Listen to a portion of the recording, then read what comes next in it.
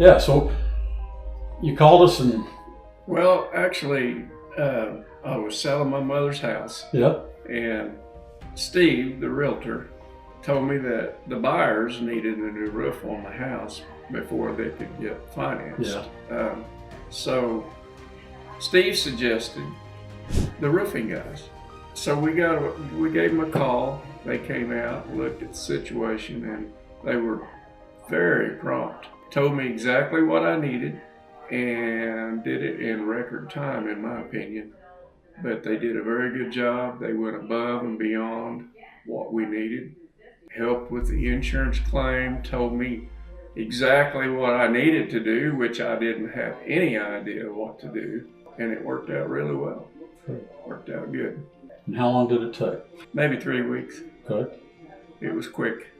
And we needed it quick. Yep. Yeah, it was good. Did a good job. Gutters needed attention, and like I said, they went above and beyond and did a little extra for me there.